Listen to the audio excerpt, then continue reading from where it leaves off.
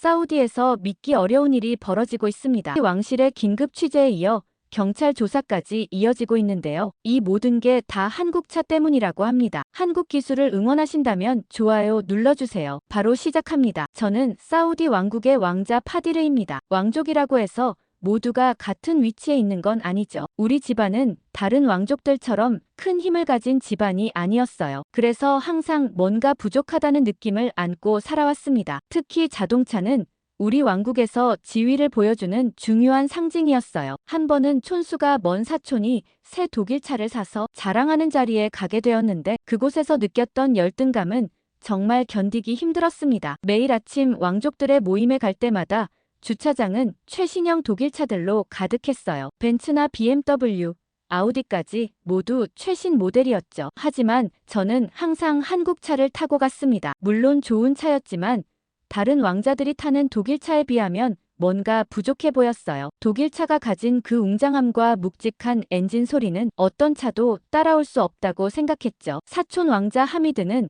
제가 매번 같은 한국차를 타고 오는 것을 은근히 비웃곤 했습니다. 그때마다 가슴이 조금씩 아팠어요. 겉으로는 웃으며 넘기지만 속으로는 언젠가 멋진 독일차를 타고 와서 그들을 놀라게 해주고 싶었죠. 고급 독일차의 가죽 시트와 정교한 내부 디자인은 제 꿈속에서 항상 떠올랐습니다. 특히 왕족 모임에서 가장 화려한 차를 타고 오는 사람들은 항상 주목받았어요. 제가 아무리 좋은 옷을 입고 훌륭한 말을 해도 주차장에 서 있는 제 한국차 때문에 뭔가 부족해 보이는 느낌이었죠. 그건 마치 완벽한 수트 차림에 싼 신발을 신은 것 같은 느낌이었습니다. 가끔은 모임에 가기 전에 주차장 구석에 차를 세우고 걸어가기도 했어요. 아버지에게 왜 우리만 한국차를 타야 하는지 여러 번 물었지만 아버지는 항상 같은 대답만 했습니다. 한국차가 최고라며 더 이상 묻지 말라고만 하셨어요. 이유도 설명해주지 않고 고집만 부리셨죠. 때로는 아버지의 완고함이 이해되지 않아 답답했습니다. 밤이면 창밖으로 보이는 리야드의 화려한 야경을 바라보며 상상했어요. 언젠가 최신형 독일차를 타고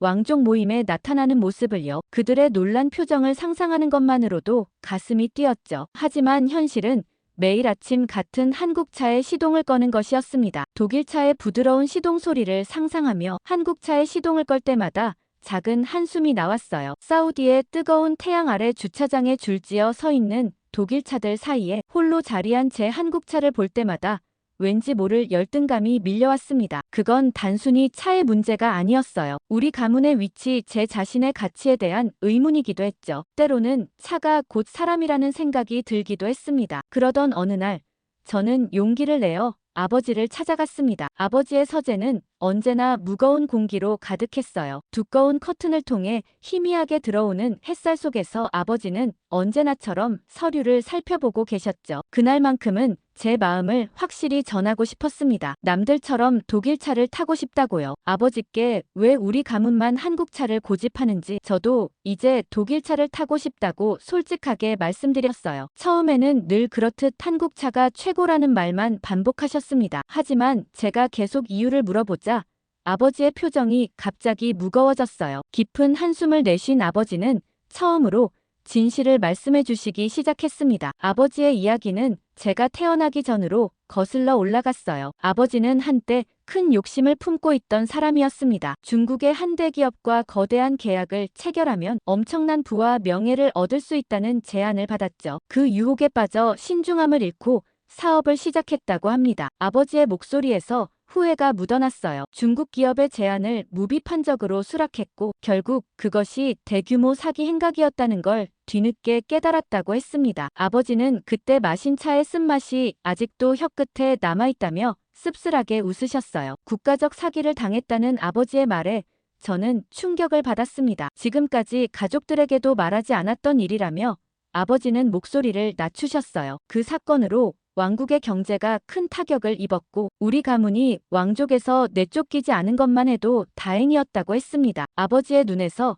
슬픔과 후회가 읽혔어요. 평소 자신감 넘치던 아버지의 모습은 온데간데 없었죠. 저는 그때의 상황을 구체적으로 알게 되었고 아버지의 무책임한 선택이 얼마나 큰 대가를 치렀는지 깨달았습니다. 우리 가문의 위상이 떨어진 이유, 제가 늘 느꼈던 열등감의 원인이 바로 그 사건이었다는 걸 알게 되자 깊은 상실감이 밀려왔어요. 어린 시절부터 느껴왔던 모든 불편함과 소외감이 이제야 이해가 되기 시작했습니다. 아버지는 그때 당시 느꼈던 절망감을 생생하게 표현하셨어요. 왕족으로서의 자존심은 물론 가족의 미래까지 위태로웠다고 했죠. 모든 것을 잃을 뻔한 순간이었습니다. 아버지는 그때 몇 날 며칠을 잠도 못 이루고 해결책을 찾아 헤맸다고 했어요. 고통스러운 기억을 떠올리시는지 아버지의 주름진 이마에 땀방울이 맺혔습니다. 그런데 아버지의 이야기는 거기서 끝나지 않았어요. 아버지의 눈빛이 변하기 시작했죠. 절망 속에서도 한 줄기 희망이 있었다며 아버지는 잠시 서재 창밖을 바라보셨습니다. 그리고 그 희망이 바로 한국인이었다는 놀라운 이야기를 들려주시기 시작했어요. 저는 그 순간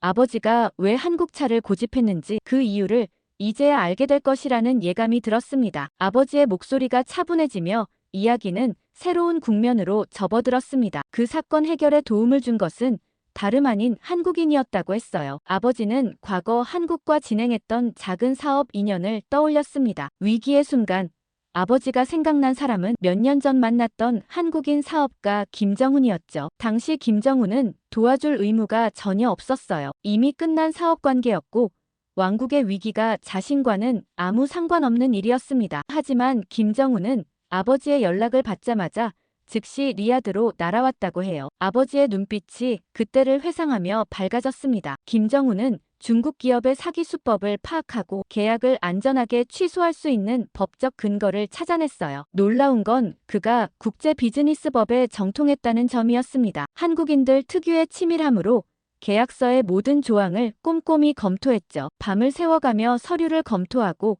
국제 변호사들과 연락하며 해결책을 모색했다고 합니다. 김정훈은 마치 자신의 일처럼 진심을 다해 문제 해결에 몰두했어요. 아버지는 그의 헌신적인 모습에 깊은 감명을 받았다고 했습니다. 특히 인상적이었던 건 김정훈의 문제 해결 방식이었어요. 그는 단순히 법적 허점을 찾는 것이 아니라 양측 모두에게 최소한의 피해가 가는 방향으로 해결책을 제시했죠. 그의 도움이 없었다면 왕국은 물론 우리 가족도 회복하기 어려운 타격을 입었을 거라고 아버지는 말했어요. 김정훈의 전문성은 단순히 지식에서 나오는 것이 아니었습니다. 그는 다양한 문화권에서의 경험을 바탕으로 중동과 아시아, 서구의 비즈니스 관행 차이를 정확히 이해하고 있었어요. 이러한 문화적 감수성이 문제 해결의 열쇠였다고 아버지는 설명하셨습니다. 그는 사우디의 문화와 관습을 존중하면서도 국제적 기준에 맞는 해결책을 제시할 수 있었죠. 가장 놀라웠던 건 김정훈이 어떤 대가도 바라지 않았다는 점이었습니다. 아버지가 보상을 제안했을 때 그는 오히려 부끄러워하며 사양했다고 해요. 진정한 친구는 어려울 때 돕는 것이 당연하다고 말했죠. 한국인들의 정이라는 개념을 설명하면서 한 번 맺은 인연은 평생 소중히 여긴다는 그의 말에 아버지는 깊은 감동을 받았다고 했습니다. 그 사건 이후 아버지는 왕족 내에서 신뢰를 회복할 수 있었어요. 하지만 그보다 더 중요한 건 아버지 마음속에 한국인에 대한 깊은 신뢰가 생겼다는 점이었습니다. 김정훈의 도움은 단순한 비즈니스 관계를 넘어 진정한 의리를 보여준 것이었죠. 한국인들의 약속을 지키는 정신과 의리에 대한 강한 신념이 아버지의 마음을 움직인 것 같았어요. 아버지는 그때부터 한국의 은혜를 갚아야 한다는 생각을 품게 되었다고 했어요. 한 사람의 선행이 국가 전체에 대한 인식을 바꿔놓은 거죠. 이후 아버지는 사우디와 한국 간의 경제 협력을 적극적으로 지원했고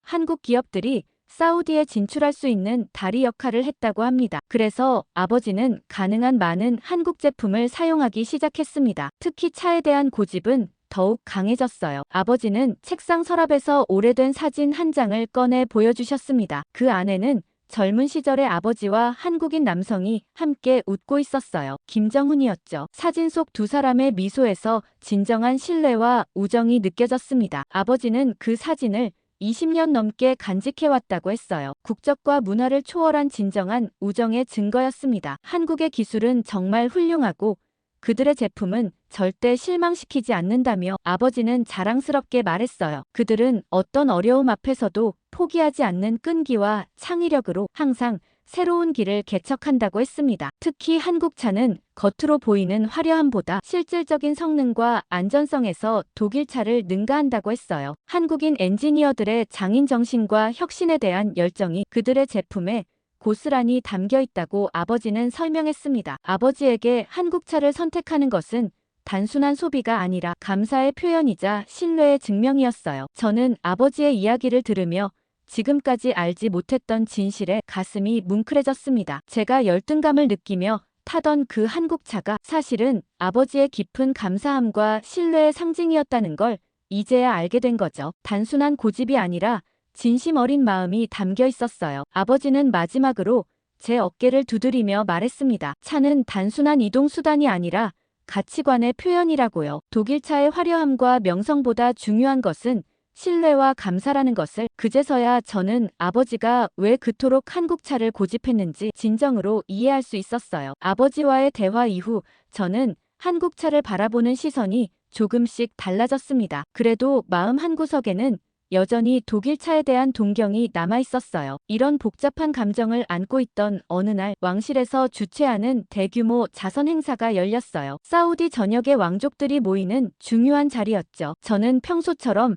한국차를 타고 행사장에 도착했습니다. 화려한 독일차들로 가득한 주차장에서 조금 주눅이 들었지만 아버지의 이야기를 떠올리며 당당하게 걸어갔어요. 행사장 입구에서 저는 샤르프 왕자와 마주쳤습니다. 샤르프 왕자는 왕족 중에서도 가장 영향력 있는 가문 출신으로 항상 화제의 중심에 있는 인물이었어요. 그는 최신형 독일차를 타고 도착해 모든 사람의 시선을 끌고 있었습니다. 우연히 행사장 안에서 같은 테이블에 앉게 된 저와 샤르프 왕자는 자연스럽게 대화를 나누게 되었어요. 사람들의 예상과 달리 샤르프 왕자는 오만하지 않고 친절했습니다. 다양한 주제로 이야기를 나누던 중 화제는 자연스럽게 자동차로 옮겨갔어요. 샤르프 왕자는 제가 한국차를 타고 다닌다는 사실에 놀라움을 표했습니다. 하지만 예상했던 것과 달리 조롱하는 대신 흥미로워했어요. 그도 한국 기업들의 성장에 관심이 있었던 것 같습니다. 그는 자신의 독일차 컬렉션에 대해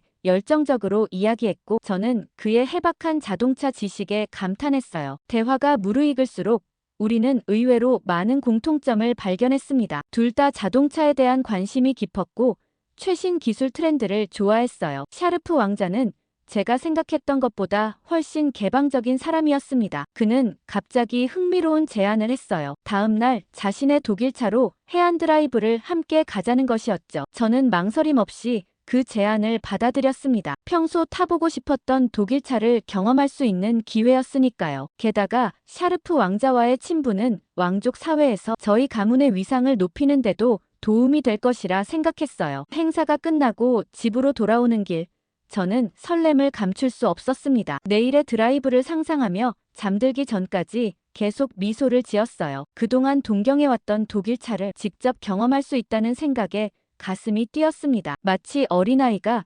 크리스마스 아침을 기다리는 것처럼 설렜어요. 그날 밤 저는 아버지의 이야기와 내일 있을 샤르프 왕자와의 드라이브 사이에서 미묘한 죄책감을 느꼈습니다. 한편으로는 아버지의 마음을 이해하게 되었지만 다른 한편으로는 여전히 독일차에 대한 호기심과 끌림이 있었어요. 이런 감정의 혼란 속에서 저는 내일 샤르프 왕자와의 만남이 어떤 결과를 가져올지 상상하며 잠이 들었습니다. 저는 그때까지만 해도 이 만남이 제 인생을 완전히 바꿔놓을 거라고는 생각하지 못했어요. 다음 날 아침, 저는 평소보다 일찍 일어나 정성스럽게 준비했습니다. 샤르프 왕자와의 드라이브가 기대되어 밤새 설렘으로 뒤척였어요. 약속 시간보다 조금 일찍 도착했는데 샤르프 왕자는 이미 그의 최신형 독일차를 반짝반짝 광택이 나도록 닦고 있었습니다. 아침 햇살을 받아 더욱 빛나는 그 차는 정말 아름다웠어요. 샤르프 왕자는 저를 보자마자 활짝 웃으며 반겼습니다. 그의 독일차는 생각했던 것보다 더 웅장했어요. 매끈한 곡선과 강렬한 엔진 소리, 고급스러운 가죽 시트까지 모든 것이 완벽했습니다. 차에 올라타는 순간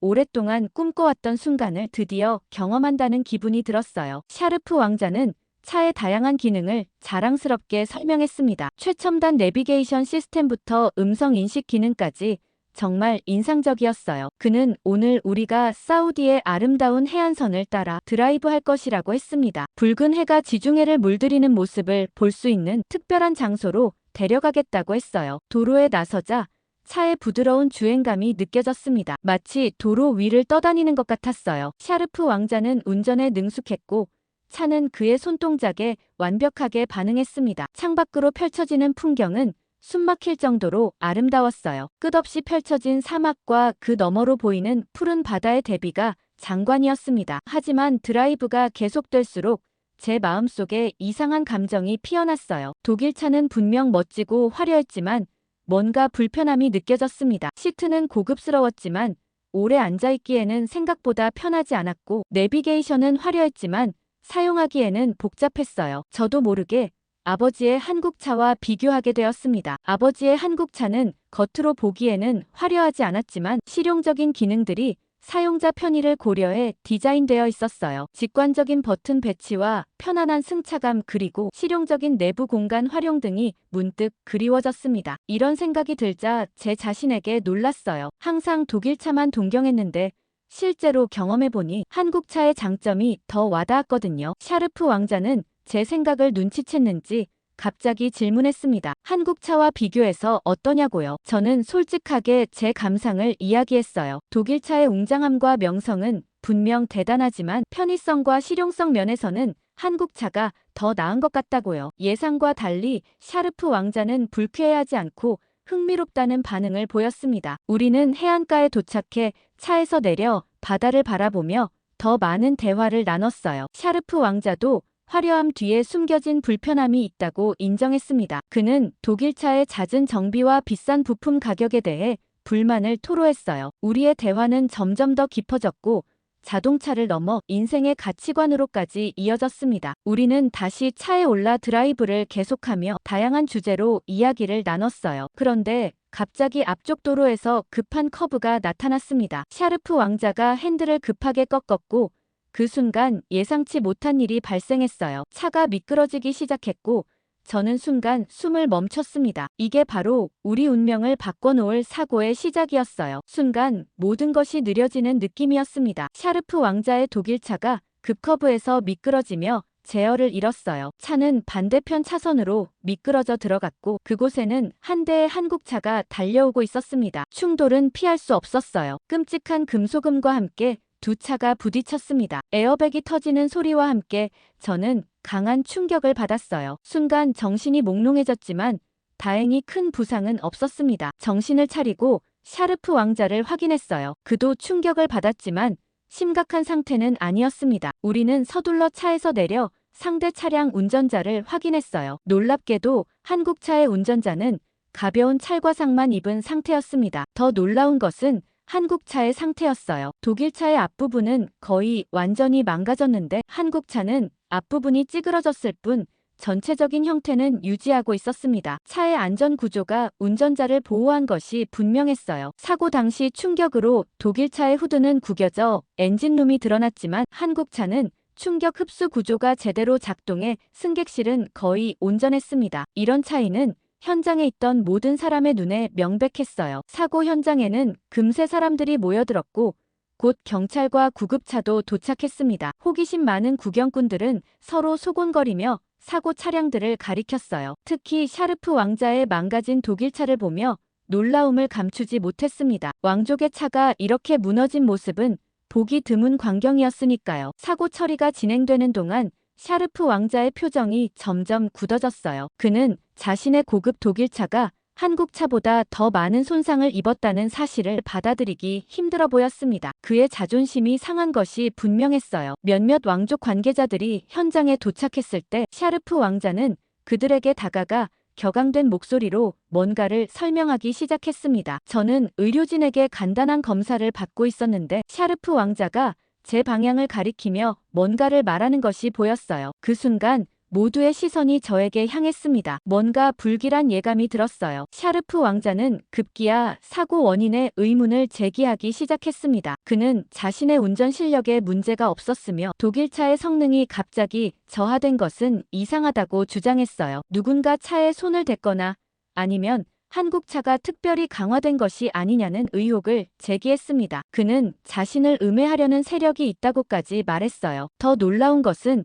그가 저와 아버지를 그 음모의 일부로 의심하기 시작했다는 점이었습니다. 샤르프 왕자는 제가 일부러 그를 초대해 한국차의 우수성을 증명하려는 계략을 꾸몄다고 의심했어요. 아버지가 오랫동안 한국차를 고집해왔다는 사실, 그리고 제가 갑자기 그와 친해진 타이밍이 모두 의심스럽다고 했습니다. 그의 주장은 황당했지만 현장에 있던 몇몇 왕족들은 그의 말에 고개를 끄덕였어요. 저는 순간 얼어붙었습니다. 이런 상황은 전혀 예상하지 못했거든요. 경찰은 샤르프 왕자의 주장에 따라 양쪽 차량을 모두 자세히 조사하겠다고 했습니다. 사우디에서 왕족의 말은 무시할 수 없는 중요성을 가졌거든요. 더구나 샤르프 왕자는 저희 가문보다 훨씬 큰 영향력을 가진 집안 출신이었어요. 곧 사고 현장은 특별수사 지역으로 지정되었고 전문가들이 불려왔습니다. 두 차량은 정밀 감식을 위해 특별시설로 이동되었어요. 샤르프 왕자의 주장은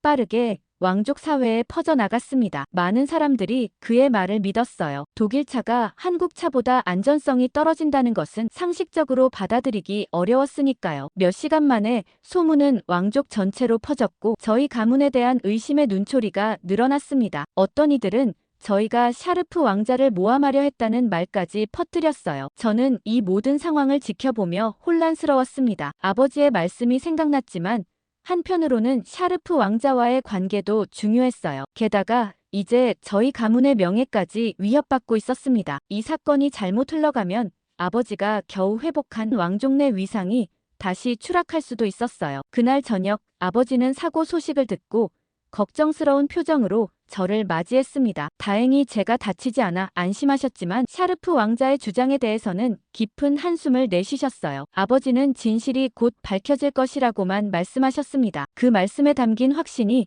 저를 조금 안심시켰어요. 다음 날 사고 조사를 맡은 전문가들이 첫 번째 보고서를 제출했습니다. 그들은 두 차량의 손상 정도 차이가 명백하다고 인정했지만 아직 원인 규명을 위한 추가 조사가 필요하다고 했어요. 이 소식은 왕족 사회에 더 큰 호기심을 불러일으켰습니다. 모두가 최종 결과를 기다리고 있었어요. 저는 그 며칠 동안 샤르프 왕자의 연락을 받지 못했습니다. 그는 아마도 자신의 주장이 검증되기를 기다리고 있었을 거예요. 저는 이 사건이 어떻게 해결될지 그리고 그것이 제 인생에 어떤 영향을 미칠지 불안한 마음으로 기다렸습니다. 독일차와 한국차의 단순한 충돌 사고가 이렇게 큰 문제로 번질 줄은 아무도 예상하지 못했어요. 사고 발생 일주일 후 조사 결과가 마침내 발표되었습니다. 사우디 왕실 특별조사단은 두 차량을 철저히 분석했고 그 결과는 많은 사람들을 놀라게 했어요. 조사단장은 공식 브리핑에서 한국차가 특별히 개조되거나 변형된 흔적이 전혀 없다고 발표했습니다. 오히려 그 차량은 표준 모델보다도 약간 구형이었다고 했어요. 또한 조사 결과 저와 아버지가 이 사고와 전혀 관련이 없다는 점도 명확히 밝혀졌습니다. 샤르프 왕자의 의혹과 달리 차량 조작이나 모함 시도의 증거는 전혀 발견되지 않았어요. 오히려 블랙박스 영상과 현장 증거들은 이 사고가 순전히 우연한 사고였음을 증명했습니다. 이 발표에 많은 왕족들은 저희 가문에 대한 의심의 시선을 거두기 시작했어요. 더 놀라운 사실은 한국차의 안전성에 관한 부분이었습니다. 조사 결과에 따르면 한국차는 최신 안전기술이 적용된 구조를 갖추고 있었어요. 특히 충격 흡수 시스템과 승객 보호 구조가 매우 정교하게 설계되어 있었다고 합니다. 차체는 일반적인 도로 상황에서 발생할 수 있는 다양한 충돌 유형을 대비한 안전지대와 크럼플 존이 완벽하게 구현되어 있었어요. 이는 단순히 가격 경쟁력만이 아니라 기술적 우수성을 증명하는 것이었죠. 반면 샤르프 왕자의 독일차는 외관과 엔진 성능에 집중되어 있었고 충돌 시 안전성 면에서는 부족한 점이 발견되었습니다. 특히 고속주행 중 급격한 방향 전환 시 안정성에 문제가 있다는 분석이 나왔어요. 흥미롭게도 이 모델은 유럽에서는 이미 몇 가지 안전성 문제로 리콜 대상이 되었던 차량이었습니다. 이는 제조사가 인정한 설계상의 약점이었다고 합니다. 그러나 이 정보가 사우디에는 제대로 전달되지 않았던 것 같았어요. 조사단은 또한 한국차 제조사의 안전에 대한 철학을 높이 평가했습니다. 그들은 차량 개발 과정에서 안전성을 최우선으로 두고 모든 가격대의 차량에 동일한 안전기술을 적용한다는 점이 인상적이라고 언급했어요. 이는 고급차만 안전하고 저가형 모델은 안전성을 타협하는 일부 유럽 제조사들과 대조적이었습니다. 이 발표는 왕족 사회에 큰 파장을 일으켰습니다. 오랫동안 독일차의 우수성을 당연시해온 많은 왕족들이 충격을 받았어요. 일부는 여전히 조사 결과를 믿지 않았지만 증거는 명백했습니다. 과학적 분석과 데이터는 거짓말을 하지 않았으니까요. 특히 젊은 왕족들 사이에서는 한국차에 대한 관심이 급증했습니다. 저는 조사 결과를 듣고 아버지를 찾아갔습니다. 아버지는 이미 그 소식을 들었는지 차분한 표정이었어요. 아버지는 한국 기업들이 오랫동안 안전성과 실용성을 최우선으로 개발해왔다고 설명해 주셨습니다. 겉으로 보이는 화려함보다 실질적인 가치를 중시하는 철학이 그들의 제품에 담겨 있다고 했어요. 샤르프 왕자는 조사 결과 발표 후 며칠간 공식 석상의 모습을 드러내지 않았습니다. 그의 자존심이 크게 상했을 거라고 생각했어요. 하지만 예상과 달리 그는 일주일 후 공식 성명을 통해 자신의 의혹이 잘못되었음을 인정했습니다. 그것은 왕족으로서 보기 드문 겸손한 모습이었어요. 더 놀라운 것은 샤르프 왕자가 저에게 직접 연락을 했다는 점이었습니다. 그는 저녁 식사에 저를 초대했고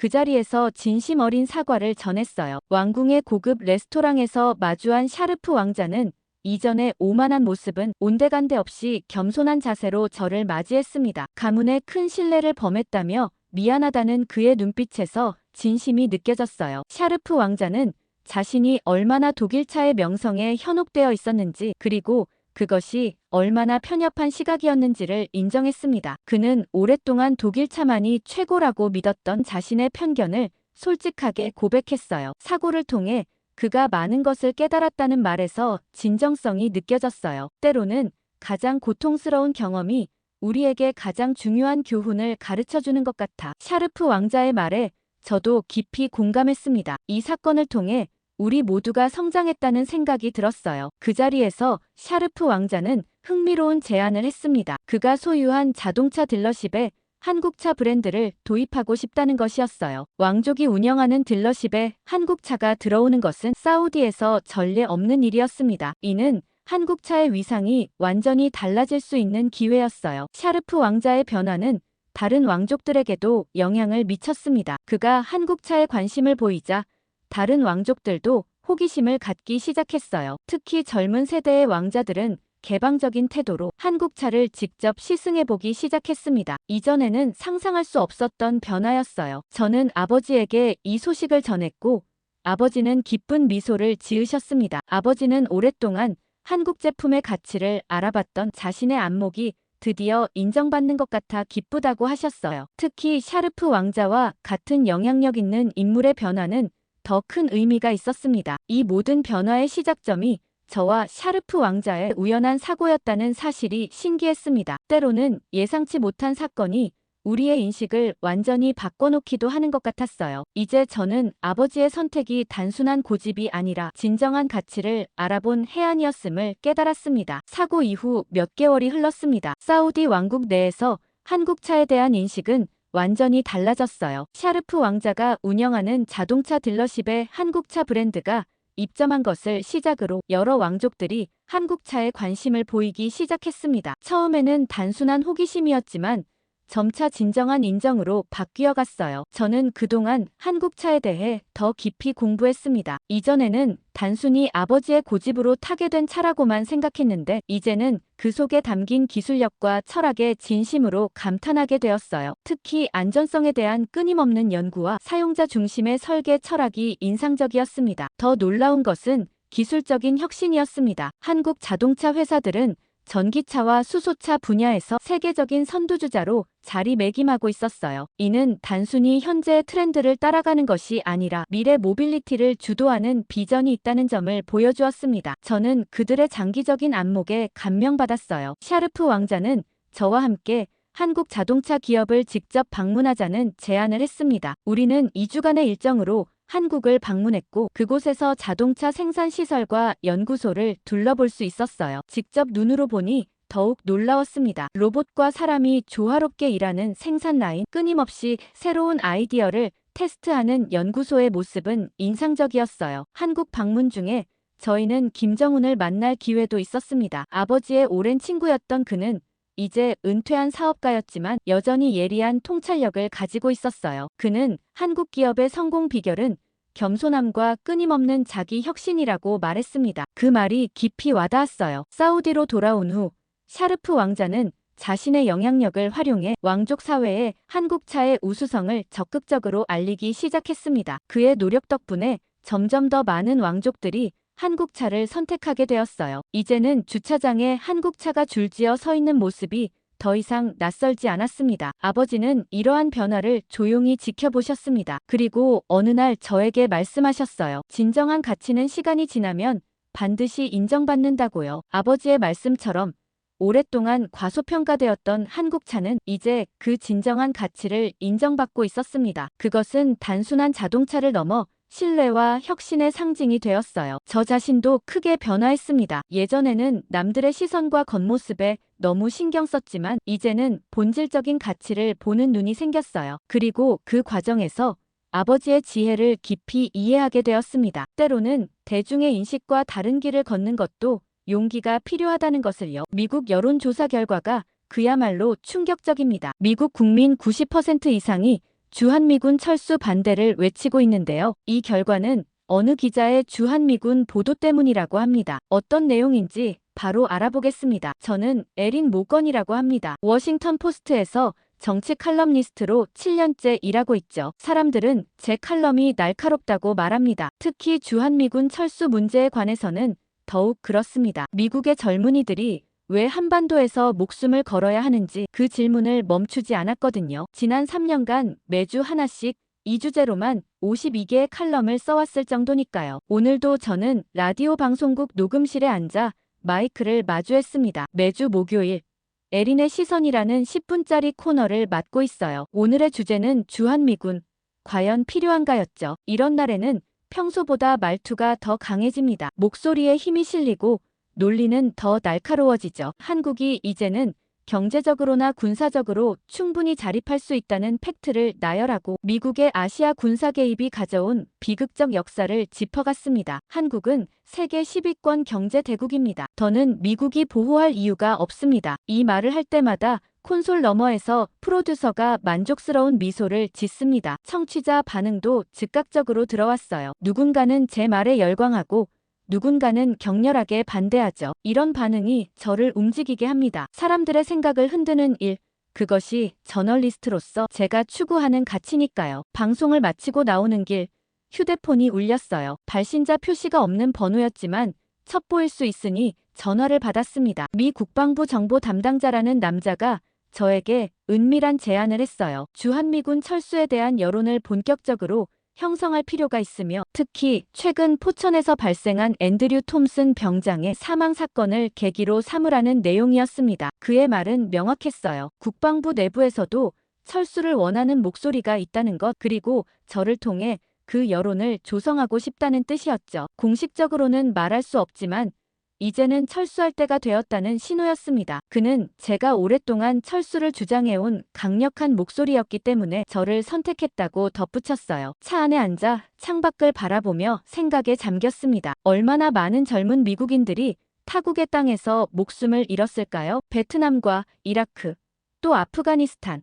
그리고 이제 한국까지. 이런 희생이 과연 미국의 안보에 얼마나 기여했을까요? 냉전이 끝난 지 오래됐고 한국은 더 이상 보호받아야 할 약한 나라가 아닙니다. 그들은 스스로의 안보를 책임질 수 있을 만큼 강해졌어요. 명분이야 충분하죠. 누군가 또 죽었으니까요. 제 입에서 나온 말에 스스로도 놀랐습니다. 차가운 현실주의자가 되어버린 제 모습이 낯설게 느껴졌어요. 하지만 이것이 진실이었습니다. 국제 정치는 결국 이해관계의 싸움이고 저는 그 안에서 옳은 방향을 가리키는 나침반이 되고자 했어요. 주차장을 빠져나오며 미국 전역의 퍼즐 목소리를 상상했습니다. 한국에서 다시 한번 미군이 사망했다. 이제는 철수할 때다. 더 이상의 희생은 없어야 한다. 제 기사가 가져올 파장을 그려보니 가슴이 뜨거워졌습니다. 이것은 단순한 취재가 아니라 역사를 바꾸는 작업이 될 것이었죠. 그날 저녁 모든 뉴스 채널에서는 같은 소식을 전하고 있었습니다. 포천에서 진행된 한미연합야간훈련 중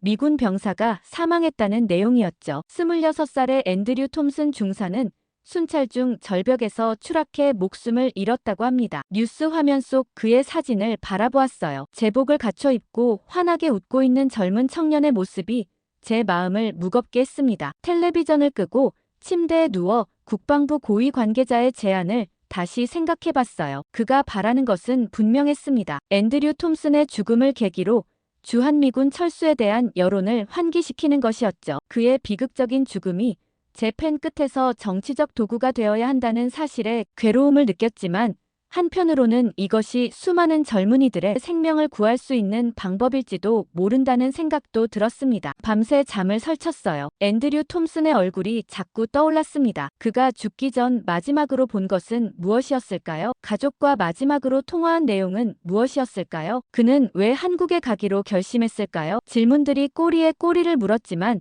답은 얻을 수 없었죠. 다음 날 아침 예상대로 국방부 관계자로부터 비공식 메시지가 도착했습니다. 서울행 비행기표와 함께 짧은 메모가 첨부되어 있었어요. 그는 제가 현장을 직접 보고 설득력 있는 철수론 보도를 만들어낼 수 있을 것이라 확신한다고 했습니다. 메시지의 마지막에는 이 연락이 있었다는 사실을 아무에게도 알리지 말라는 당부도 있었죠. 출국 준비를 하면서도 마음 한구석이 불편했어요. 저널리스트로서 진실을 추구해야 하는데 이미 결론을 정해놓고 취재를 시작한다는 것이 윤리적으로 옳은지 의문이 들었습니다. 하지만 동시에 이것이 정치적으로 중요한 순간이라는 것도 알고 있었죠. 제 기사 한 편이 국가 정책에 영향을 미칠 수 있다는 사실은 분명 매력적인 유혹이었습니다. 캐리어에 겨울옷을 넣으며 창밖을 바라봤어요. 가을의 워싱턴은 단풍으로 물들어 있었습니다. 문득 한국은 지금 어떤 모습일지 궁금해졌어요. 앤드류 톰슨이 마지막으로 본 풍경은 어땠을까요? 생각이 여기까지 미치자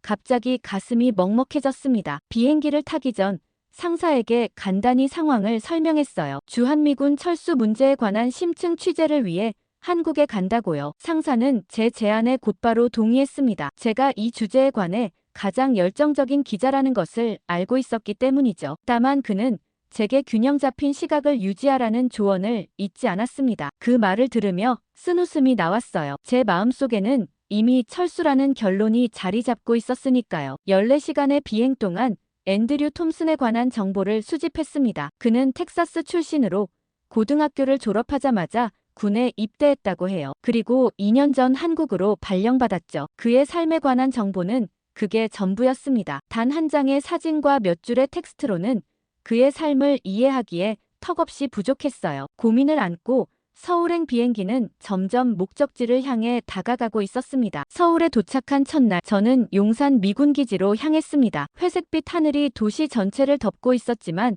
거리는 활기찼어요. 택시 창문 너머로 보이는 서울의 풍경은 제가 상상했던 것보다 훨씬 현대적이었습니다. 높게 솟은 빌딩들과 분주하게 오가는 사람들, 그리고 곳곳에 보이는 화려한 간판들이 제 눈에 들어왔죠. 용산기지에 도착해 신분을 확인받은 후 기지 내 추모 공간으로 안내되었습니다. 그곳에서 저는 앤드류 톰슨 중사의 유품을 볼 수 있을 거라고 했어요. 기사 작성에 필요한 사실적 정보를 얻기 위해서였죠. 마음속으로는 이미 기사의 윤곽을 그리고 있었습니다. 젊은 미군의 비극적 죽음, 이제는 철수할 때 더 이상의 희생은 없어야 한다는 메시지를 담을 생각이었어요. 추모 공간은 조용했습니다.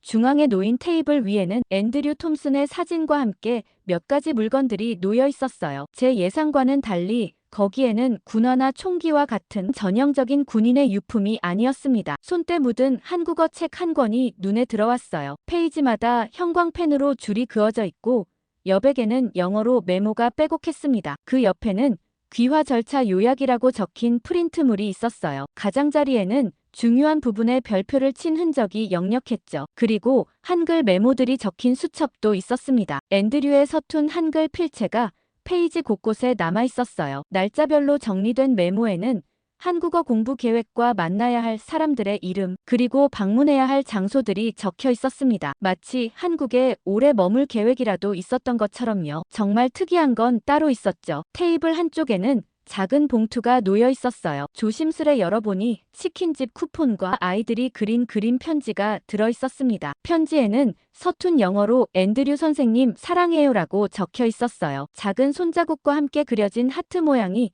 편지 곳곳에 남아 있었죠. 정말 이상했습니다. 제 앞에 놓인 유품들은 제가 상상했던 미군 병사의 모습과는 너무나 달랐어요. 한국을 떠나기 위해 날짜를 세는 사람이 아니라 오히려 이곳에 뿌리를 내리려 했던 사람의 흔적 같았습니다. 이질감이 저를 감쌌어요. 앤드류 톰슨은 도대체 어떤 사람이었을까요? 일기장이 눈에 들어왔습니다. 검은색 가죽 표지에 소박한 노트였어요. 손을 뻗어 집어들었지만 페이지를 넘기기 전 잠시 망설였습니다. 다른 사람의 가장 사적인 기록을 들여다본다는 것은 침범과도 같은 행위였으니까요. 하지만 저널리스트로서의 호기심이 망설임을 이겨냈어요. 첫 페이지를 열자 깔끔한 필체로 적힌 문장이 눈에 들어왔습니다. 한국에서의 첫날, 모든 것이 낯설다. 하지만 이상하게도 설렌다. 몇 페이지를 넘겨보니 앤드류의 일상이 생생하게 담겨 있었어요. 한국 음식을 처음 먹었을 때의 놀라움, 한국어를 배우기 시작한 과정, 그리고 지역 주민들과 나눈 소소한 교류까지 일기장을 덮고 깊은 한숨을 내쉬었습니다. 제가 쓰려던 기사의 주인공은 점점 흐릿해지고 있었어요. 대신 실제 앤드류 톰슨은 한국 문화에 매료되어 이곳에서 새로운 삶을 꿈꾸던 한 젊은이의 모습이 선명해지고 있었습니다. 일기장을 챙기며 문득 깨달았어요. 이 취재는 제가 생각했던 것보다 훨씬 복잡해질 것 같았습니다. 앤드류의 이야기를 제대로 알기 위해 그의 삶의 흔적을 좀 더 따라가 봐야겠다고 마음먹었어요. 일기장의 마지막 메모에 적힌 은서 고아원이라는 단어가 눈에 들어왔습니다. 다음 날 아침 구글 맵을 이용해 은서 고아원을 찾아냈습니다. 서울 북부의 조용한 주택가에 위치한 작은 건물이었어요. 택시를 타고 가는 동안 앤드류의 일기장을 다시 한번 펼쳐봤습니다. 매주 토요일마다 이곳을 방문했다는 기록이 있었고 아이들과 함께 보낸 시간에 대한 기록이 적혀 있었어요. 택시에서 내리자 가을 햇살이 제 얼굴을 비췄습니다. 고아원은 생각보다 작고 소박했어요. 담벼락에는 아이들이 그린 그림들이 붙어 있었고 작은 정원에는 몇 개의 그네와 미끄럼틀이 보였죠. 문을 두드리자 조용한 발걸음 소리가 들려왔어요. 문을 연 여성은 40대 중반쯤 되어 보였습니다. 단정한 차림새와 부드러운 눈매가 인상적이었어요. 저는 워싱턴 포스트 기자라고 자신을 소개했습니다. 앤드류 톰슨 중사에 관한 취재를 하고 있다고 했더니 그녀의 눈가에 슬픔이 번졌어요. 박은서 원장이라고 자신을 소개한 그녀는 저를 안으로 안내했습니다. 고아원 내부는 따뜻한 분위기였어요. 벽에는 아이들과 함께 찍은 사진들이 걸려 있었고 그 중에는 앤드류가 함께한 사진도 여럿 있었습니다. 소박한 사무실로 들어가 앉자 원장은 차분한 목소리로 앤드류의 이야기를 들려주기 시작했어요. 앤드류는 약 2년 전부터 매주 토요일마다 고아원을 방문했다고 합니다. 처음에는 단순한 봉사활동으로 시작했지만 점차 아이들과 깊은 유대감을 형성했죠. 그는 아이들에게 영어를 가르치고 함께 김밥을 만들고 때로는 그저 함께 놀기도 했답니다. 박은서 원장의 말에 따르면 앤드류는 아이들에게 특별한 존재였어요. 아이들은 그를 앤드류 삼촌이라고 불렀다고 했죠. 사무실 한쪽에 걸린 사진이 눈에 들어왔습니다. 앤드류가 아이들 몇 명과 함께 웃고 있는 모습이었어요. 그의 얼굴은 제가 뉴스에서 봤던 딱딱한 군인의 모습이 아닌 밝고 생기 넘치는 청년의 얼굴이었습니다. 사진 속 앤드류는 완전히 다른 사람처럼 보였어요. 박은서 원장은 계속해서 이야기를 이어갔습니다. 앤드류가 한국어를 열심히 공부하고 있었다는 얘기, 한국 문화에 깊은 관심을 보였다는 얘기들이었죠. 저는 용산기지에서 발견한 귀화시험 관련 메모를 언급했습니다. 은서 원장은 그 말에 고개를 끄덕이며 미소 지었어요. 앤드류는 한국에 계속 살고 싶어 했다고 합니다. 진지하게 귀화를 준비하고 있었고 때로는 박은서 원장에게 귀화 절차에 관한 조언을 구하기도 했다고요. 이 말을 듣는 순간 제 머릿속이 혼란스러워졌습니다. 앤드류 톰슨은 제가 기사에서 그리려 했던 인물과는 완전히 달랐어요. 그는 한국을 떠나고 싶어하는 병사가 아니라 오히려 이곳에 뿌리내리고 싶어 했던 사람이었습니다. 주한미군 철수론의 상징으로 삼으려 했던 인물이 오히려 한국에 남고 싶어 했다니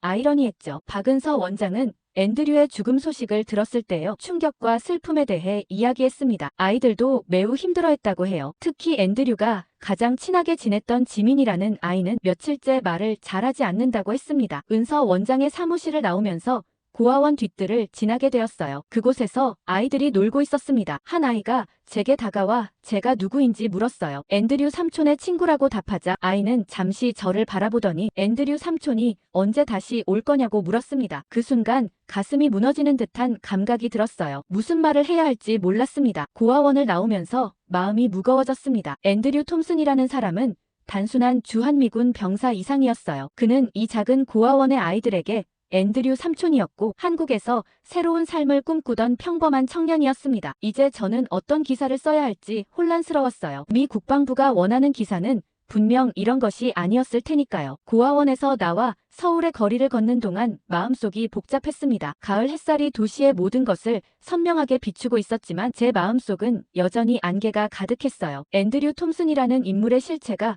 제가 그리려 했던 모습과 너무나 달랐기 때문이었죠. 카페를 발견하고 들어가 뜨거운 아메리카노를 주문했습니다. 창가에 앉아 지나가는 사람들을 바라보며 생각에 잠겼어요. 1시간쯤 지났을까요? 박은서 원장이 전화를 걸어왔습니다. 제가 떠난 후에야 앤드류가 썼던 메모장 한 권을 더 발견했다며 이것도 함께 봐달라고 하더라고요. 진정한 앤드류의 모습을 알고 싶다면 도움이 될 거라고 했죠. 저는 즉시 다시 고아원으로 향했습니다. 박은서 원장으로부터 메모장을 건네받고 난 후 원장님은 제 앞자리에 앉아 조심스레 한 가지 에피소드를 꺼내기 시작했습니다. 앤드류가 한국 귀화를 결심하게 된 계기가 있었다고 해요. 작년 겨울 앤드류가 지하철을 타고 가던 중 한 노인이 갑자기 쓰러졌답니다. 그 순간 주변에 있던 모든 한국인들이 즉시 달려와 도왔다고 해요. 누군가는 구급차를 불렀고 또 누군가는 노인을 편안하게 눕히고 다른 이는 가방을 베개 삼아 받쳐주었죠. 박은서 원장의 말에 따르면 앤드류는 그날 이후 한국 사회에 깊은 관심을 갖게 되었다고 합니다. 미국에서는 볼 수 없는 공동체 의식과 타인에 대한 배려가 그를 감동시켰다고 했어요. 군인이 아닌 한 명의 시민으로서 한국 사회의 따뜻함에 마음을 빼앗긴 것이었죠. 박은서 원장은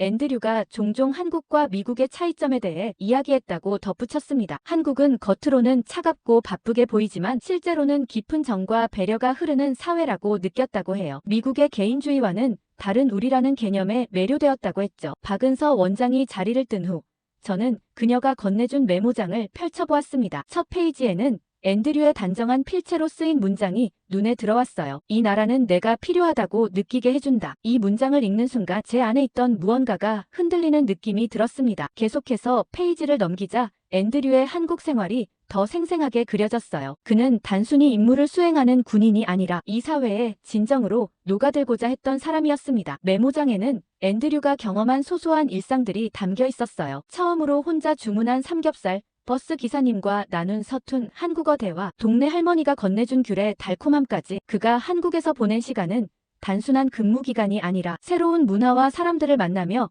자신을 확장해 나가는 여정이었던 것 같았습니다. 특히 인상적이었던 것은 앤드류가 쓴 한국에서 배운 것들 목록이었어요. 그는 한국인들의 예의와 배려, 어르신에 대한 공경, 음식을 나누는 문화 등을 자세히 관찰하고 기록해 두었습니다. 마치 한국 문화의 정수를 자신의 것으로 흡수하고 싶었던 것처럼요. 고아원을 나와 서울의 거리를 걷는 동안 제 마음속에는 혼란이 가득했습니다. 앤드류 톰슨을 통해 주한미군 철수론을 강화하려 했던 며칠 전에 제 계획이 무색해졌어요. 그는 철수해야 할 이유가 아니라 오히려 두 나라 사이의 깊은 인간적 연결을 상징하는 인물이었습니다. 해가 저물어가는 서울의 하늘을 올려다보며 생각했습니다. 저는 그의 발자취를 더 따라가기로 결심했습니다. 진실을 알고 싶었어요. 정치적 목적이 아닌 한 인간으로서 앤드류 톰슨의 이야기를 제대로 듣고 싶었습니다. 호텔로 돌아온 저는 침대에 앉아 앤드류가 남긴 기록을 다시 펼쳐보았습니다. 마음속에는 여전히 혼란이 가득했어요. 일기장을 넘기던 중 사진 한 장이 미끄러져 나왔어요. 작은 한옥방 안에서 찍은 사진이었습니다. 앤드류를 중심으로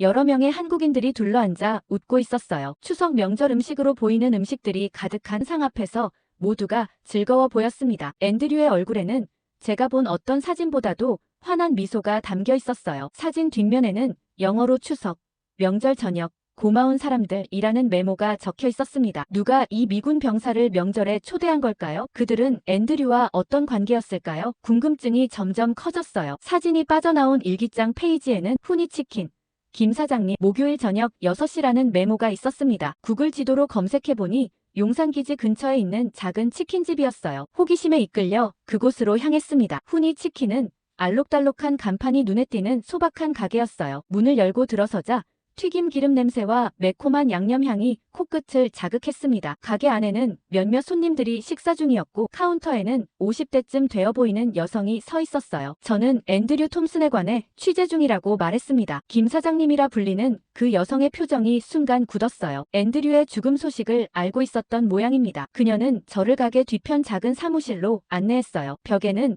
앤드류를 포함한 여러 미군들과 찍은 사진이 걸려 있었습니다. 그 중에는 제가 일기장에서 본 추석 사진도 있었어요. 김 사장님은 차분한 목소리로 이야기했습니다. 2년 전 앤드류가 처음 그녀의 가게를 찾아왔다고 해요. 영어를 거의 못하는 그녀와 한국어를 모르는 앤드류가 메뉴판을 손가락으로 가리키며 소통했던 첫 만남을 웃으며 회상했습니다. 그 후로 앤드류는 단골이 되었고 점차 가족처럼 가까워졌다고 했어요. 김 사장님은 잠시 자리를 비운 후 앤드류와 함께 근무했던 미군 친구들을 불러주겠다고 했습니다. 얼마 후 2명의 젊은 미군이 가게로 들어왔어요. 마이크와 제이슨이라고 자신들을 소개한 그들은 앤드류의 친한 동료였다고 했습니다. 그들의 이야기에 따르면 앤드류는 부대에서도 특별한 존재였어요. 항상 한국어 책을 들고 다니며 틈틈이 공부했고 주변 사람들에게 한국 문화에 대해 열정적으로 이야기했다고 합니다. 처음에는 다들 그의 열정을 일시적인 것으로 여겼지만 시간이 지날수록 진심이라는 것을 알게 되었죠. 마이크는 추석 명절 이야기를 꺼냈습니다. 항상 혼자였던 앤드류를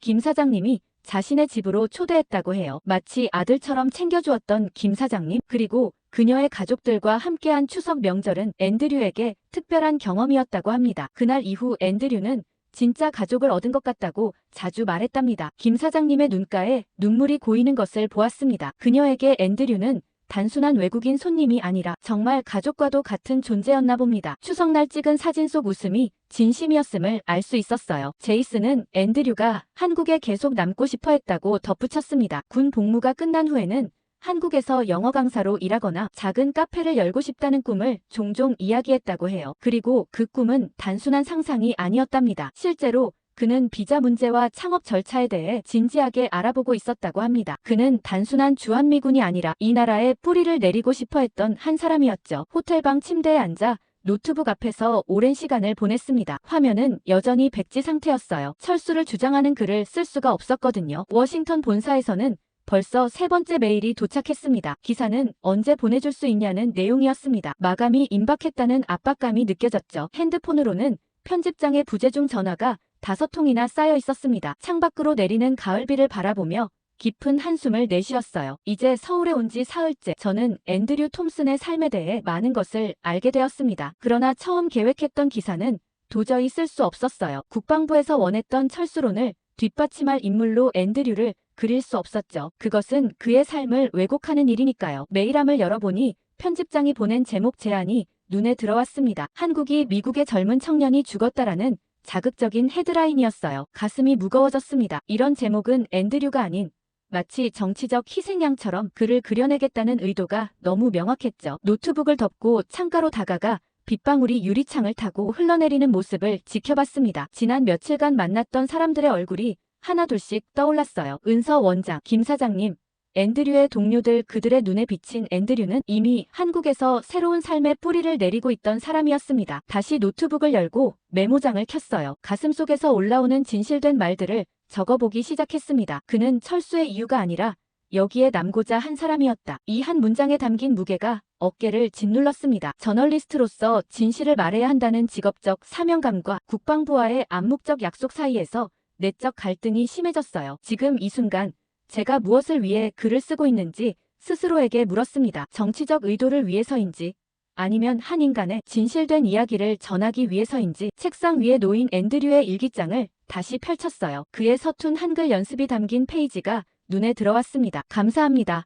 정이 많은 사람들, 내 2번째 고향, 이런 단어들을 그가 정성스레 써내려간 흔적이 마음을 울렸죠. 빗소리가 점점 거세졌어요. 마치 저에게 무언가를 말하려는 듯 했죠. 처음부터 다시 생각해보기로 했습니다. 정치적 목적이 아닌 앤드류라는 사람의 이야기를 정직하게 전하는 것, 그것이 저널리스트로서 해야 할 일이었어요. 마음속의 갈등은 여전했지만 이제 무엇을 해야 할지는 조금 더 명확해졌습니다. 진실을 전하는 것, 그것이 무엇보다 중요했어요. 국방부와의 약속, 편집장의 기대, 그런 것들보다 더요. 새벽녘, 마침내 제목을 정했습니다. 한 병사의 삶. 앤드류 톰슨은 왜 한국에 남기로 결심했나? 이 제목은 편집장이 원하는 것도 국방부가 기대하는 것도 아니었지만 앤드류의 진실된 이야기에 가장 가까웠습니다. 하지만 다음날 아침 일찍 노트북에서 화상통화 알림음이 울렸습니다. 워싱턴 본사의 최고 편집장인 마이클 하퍼였어요. 그의 굳어진 표정만 봐도 상황이 심각하다는 것을 직감할 수 있었습니다. 창밖으로는 서울의 아침 풍경이 펼쳐지고 있었지만 제 마음속은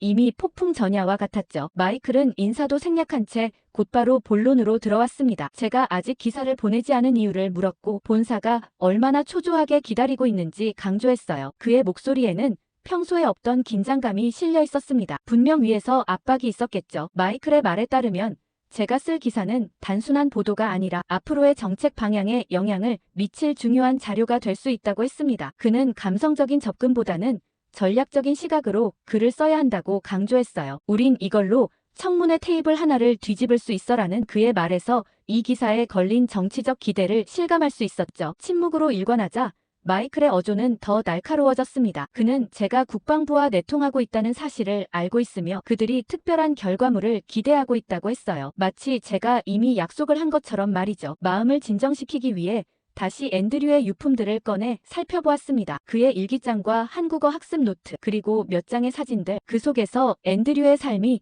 조금씩 더 선명하게 그려졌어요. 그는 단순한 주둔군이 아니라 이 땅에서 새로운 삶을 꿈꾸던 사람이었습니다. 캘린더 메모에는 한국 창업비자 세미나 일정이 빨간색으로 동그라미 쳐져 있었어요. 날짜는 그가 사망하기 일주일 전이었습니다. 세미나 옆에는 27비자 신청 준비물 확인하기라는 메모도 적혀 있었죠. 그는 정말로 한국에 남을 구체적인 계획을 세우고 있었던 겁니다. 편집장이 원하는 기사의 윤곽은 이미 제 머릿속에 그려져 있었어요. 또 다른 희생, 불필요한 주둔, 철수했대, 이런 키워드들이 머릿속을 맴돌았지만 손가락은 키보드 위에서 멈춰 있었습니다. 하지만 저는 제가 이곳에서 보고 느낀 것만을 담기로 했어요. 정치적 의도도 억지스러운 해석도 없이 말이죠. 전송 버튼을 누르기 전 잠시 망설였습니다. 이 기사가 가져올 파장을 생각하면 두려움이 밀려왔어요. 편집장의 실망, 국방부의 압력, 어쩌면 제 커리어에 미칠 영향까지. 하지만 그 모든 걱정보다 더 큰 것은 진실을 말해야 한다는 책임감이었습니다. 깊은 숨을 들이마시고 버튼을 눌렀어요. 기사를 보낸 직후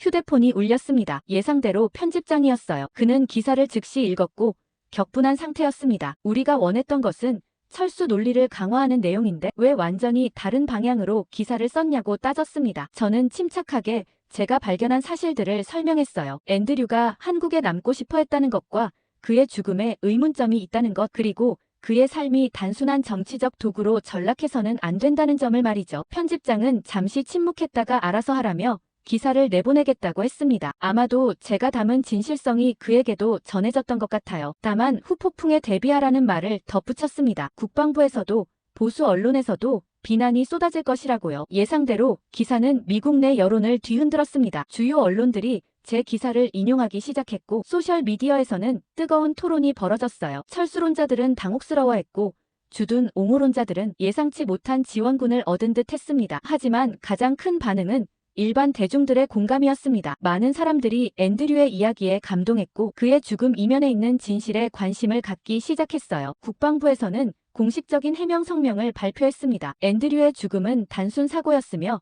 안전수칙 문제와는 무관하다는 내용이었어요. 하지만 그들의 급박한 대응이 오히려 의혹을 키우는 결과를 낳았죠. 보수 방송국들은 제 기사를 비난했습니다. 그들은 철수를 원했는데 왜 주둔의 이유를 쓰냐며 분개했어요. 모든 소란 속에서 저는 조용히 앤드류의 유해가 안치된 곳을 찾았습니다. 서울 외곽의 작은 미군 묘지였어요. 그의 묘 앞에 서서 마음속으로 말했습니다. 누군가는 당신을 정치의 도구로 쓰려 했지만 나는 당신을 사람으로 기억하겠다고요. 한국을 사랑했던, 이곳에서 새 삶을 꿈꿨던, 그리고 그 꿈을 이루지 못한 한 청년으로 말이죠. 묘지를 나서는 길에 박은서 원장에게서 전화가 왔습니다. 그녀는 제 기사를 읽었다고 앤드류를 진실되게 기억해줘서 고맙다고 말했어요. 그녀의 목소리에는 슬픔과 감사가 섞여 있었습니다. 아이들도 기사를 통해 앤드류 삼촌의 이야기를 알게 되었다고 했어요. 다음 날 워싱턴으로 돌아가는 비행기에 올랐습니다. 창밖으로 서울의 풍경이 점점 작아지는 것을 바라보며 복잡한 감정이 밀려왔어요. 이번 취재는 제 기자